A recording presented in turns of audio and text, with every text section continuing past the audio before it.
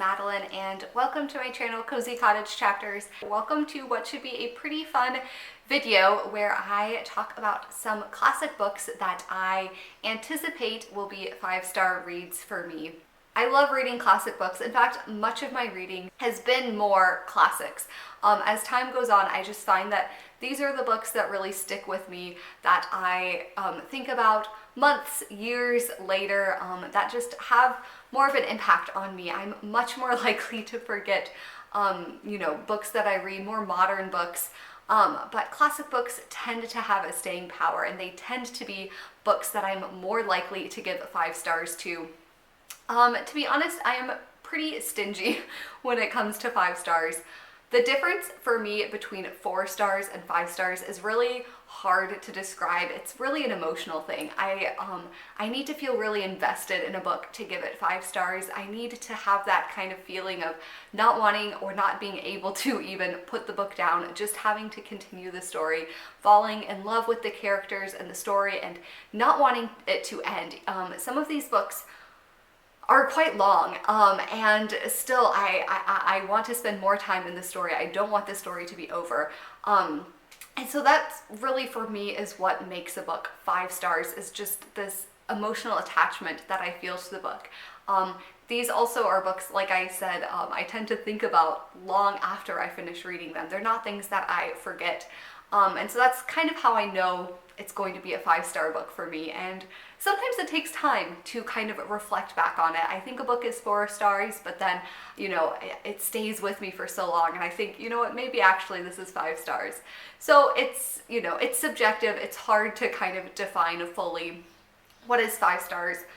But I wanted to make this video because I want to encourage myself a little bit to pick up these classic books. Sometimes I know I'm going to love a book, and so I don't want to read it right away. I want to save it for that perfect moment to really enjoy it. But I want to read these books, and there are so many books out there that I'm going to want to read in the future. So I want to try to prioritize these ones that I have here, either physically on my Kindle, that I'm just really excited and interested to pick up soon.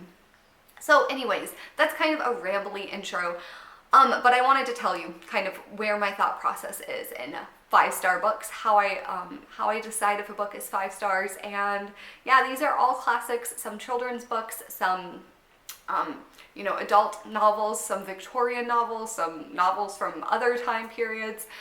And I did try to choose also some authors that I like their other work that I've read, because that seems like a good indicator. If you give 5 stars to one book by an author, you might give 5 stars to some of their other books. So I also did that.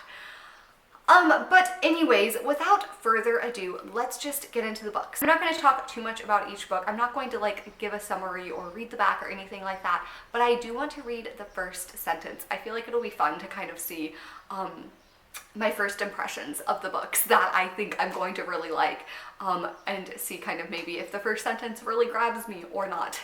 But yeah, let's just get into it. First up, when I was thinking of this list, I knew I wanted to include a book by Elizabeth Gaskell, because I'm reading right now Wives and Daughters, and I only have 5 chapters left in it, I think. I'm really close to the end, and I'm loving it so much. I know this is going to be a 5-star book.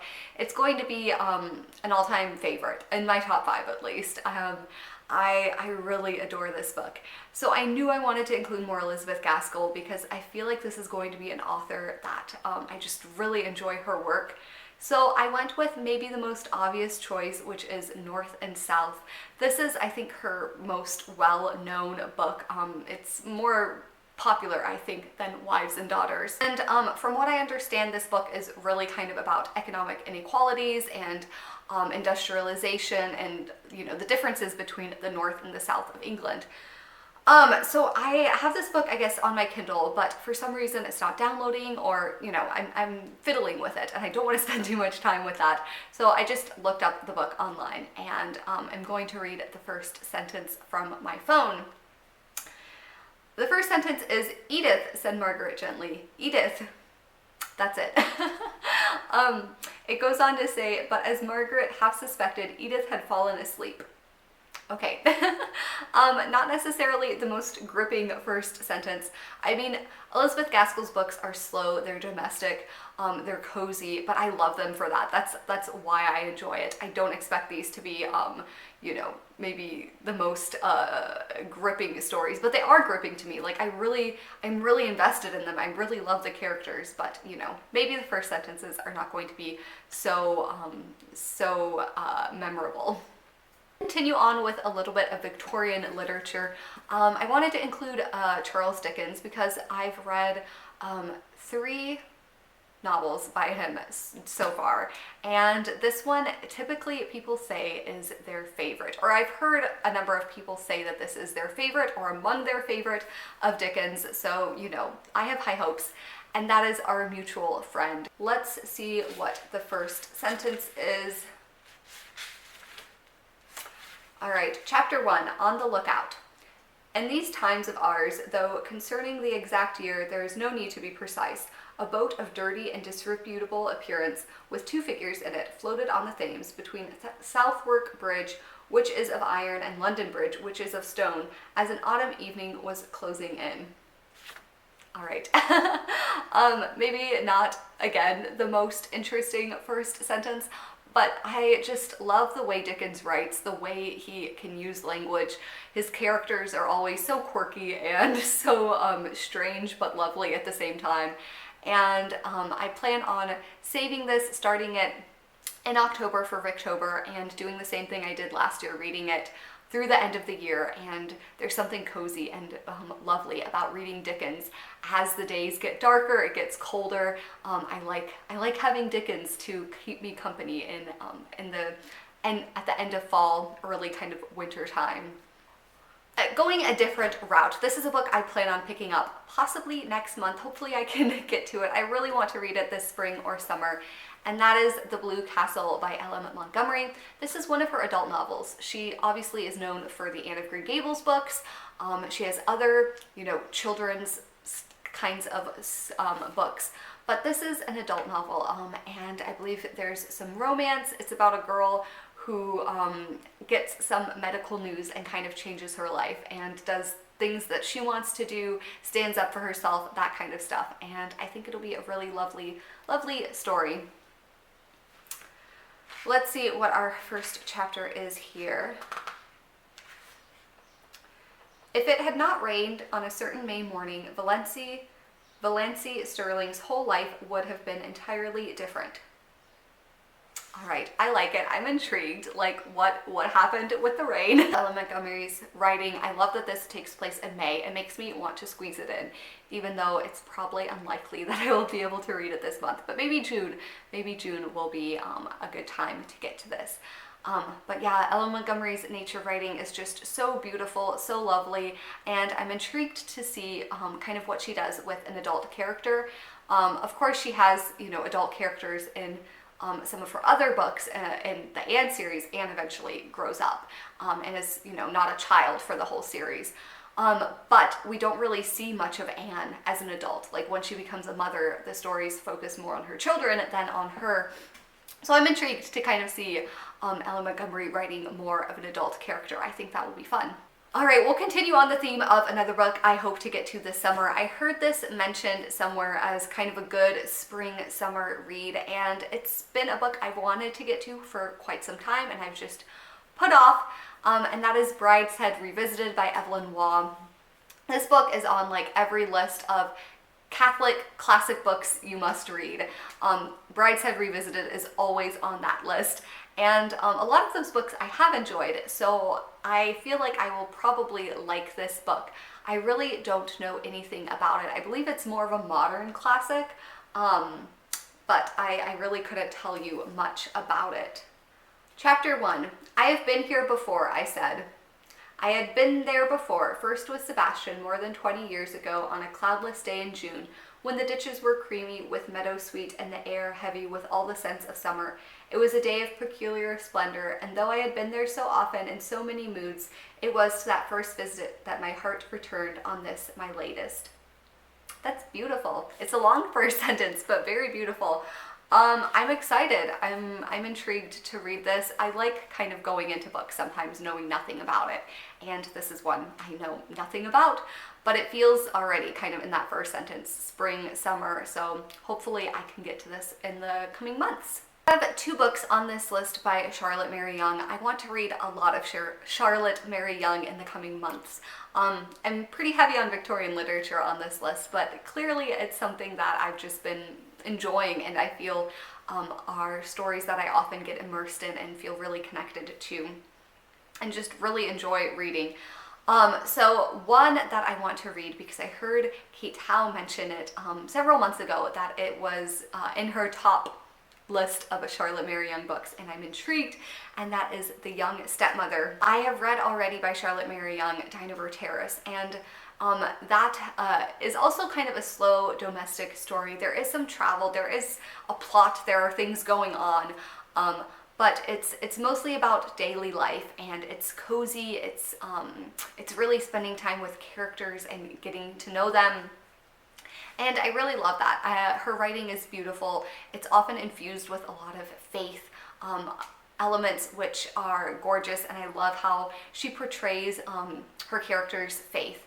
It feels very realistic to me. It doesn't feel preachy. It doesn't feel overdone like can be in some more modern books. It just feels natural and right. And I'm really hoping that that comes through in her other books, and I think it does. So I'm excited about that.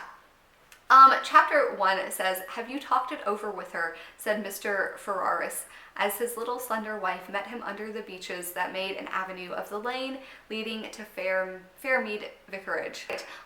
Like I said, this is another one I don't know too much about. I believe that we're following this woman who marries a man and becomes a stepmother to these children, and from what I remember Kate Howe mentioning, she just has such a wonderful way of fulfilling this role of stepmother, and just is really a great kind of character. So I'm excited about that. I think once I get through Wives and Daughters, kind of a bigger book, I will feel ready to pick up another Charlotte Mary Young and kind of have something a little bit and have something to work through, because I really enjoy that. I find it is so edifying for me to just have these slow kind of domestic classics to read about characters who are not necessarily doing crazy adventures, who are just living life really well. I find that really inspiring, especially in my current stage of life. Alright, I might as well talk about the other Charlotte Mary Young, and I have a physical copy of this, which is exciting because it's hard to come by her books in physical copies. They're out of print, and you know, some are easier to find than others. But I have the Heir of Redclyffe. I'm excited to read this one. This is her most famous, most well-known, beloved kind of book, and so I have clearly very high hopes, as I do for all of her books, honestly. But this one I think I'll probably be saving for Victober. It's like extra special because I have the book to hold in my hands and I don't have to read it on my Kindle. Even if I don't mind reading on my Kindle, it's nicer to read an actual physical book. So I'm not necessarily going to be picking this up super soon, but I think I'm going to love it. Alright, Chapter 1. The drawing room of Holywell House was one of the favored apartments, where a peculiar air of home seems to reside, whether seen in the middle of summer, all its large windows open to the garden, or as when our story commences, its bright fire and stands of fragrant greenhouse plants contrasted with the wintry fog and leafless trees of November. That's so beautiful. Oh, I love that so much. I was talking about how her books feel so domestic and cozy, and this house already feels like a place you just want to spend time in. I love that it starts in November. I think that will be perfect for Victober. Kind of fall, cool weather kinds of vibes. So going through these first sentences is helping me to organize my books a bit seasonally, because there's something about reading a book that you know you're going to really love in a season that seems to fit that book particularly well. You know, a lot of these books would be probably great to read at any time, but I think that reading them in that corresponding season is just going to make it an even better reading experience for me. So I am very, very excited about this one, and this will definitely be pretty high on my list of books to read in October. We're going to break things up a little bit with a children's classic, and I've been rediscovering, or I should say discovering for the first time, a lot of children's classics. I never read these as a kid growing up, and so reading them as an adult has just been really fun, and I've just, fallen in love with these books that are really not only for children. I think adults can get so much out of them. But one I have not read is A Little Princess by Frances Hodgson Burnett. I have read The Making of a Marchioness by Frances Hodgson Burnett, which is an adult novel, not super well known of hers, but I haven't read her children's work, which she's obviously most famous for. The Secret Garden, A Little Princess, those kinds of things. So I'm excited to read this, and it's of course the gorgeous Puffin and Bloom editions, which are so lovely. All right, first chapter, Sarah. Once on a dark winter's day, when the yellow fog hung so thick and heavy in the streets of London that the lamps were lighted and the shop windows blazed with gas as they do at night, an odd-looking little girl sat in a cab with her father and was driven rather slowly through the big thoroughfares. Okay, that sounds lovely as well. So cozy, wintry. This is another book that I'm going to have to tuck away for winter. I don't know if this edition has any illustrations in it. Just a few a few illustrations, not in color or anything. But I am excited to read this one. All right, my last physical book on this list, and I'm cheating, I guess, a little bit because I technically have read this book.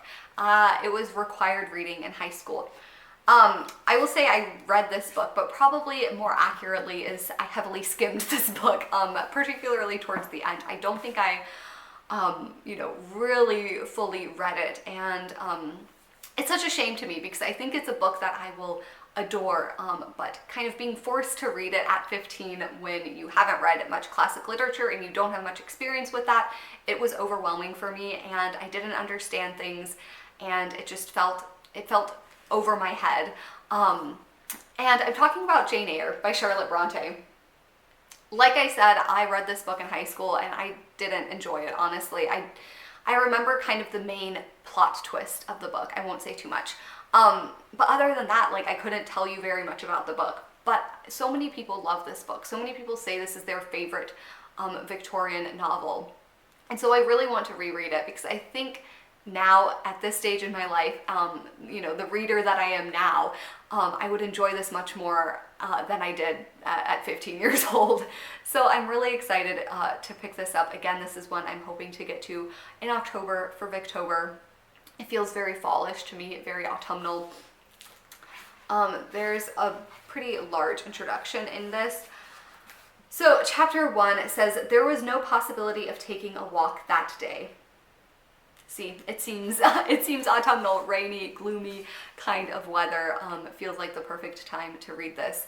And this is another beautiful edition, a cloth-bound edition of this, which are gorgeous. I love the look of these books. They're a little hard to read, especially when they are longer books. But I'm excited to have this in my collection and to get to it pretty soon.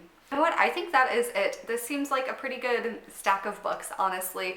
And looking at it, I'm hoping I can read most of these, in this next part of the year, before the end of the year. I think that is more or less doable, which would be good because, I don't want to be holding on to these books forever, waiting for the perfect time to read them. I want to actually read the books I have, the books I own. So anyways, thank you so much for watching this video. If you have read any of these books and you think I really need to prioritize them, let me know. Or if you have any classic books that you feel like you're going to love, any 5-star kind of classic predictions for yourself, do let me know because I'm always looking for new books that I think I will enjoy. But anyways, thank you so much for watching. I will see you in the next video. Bye.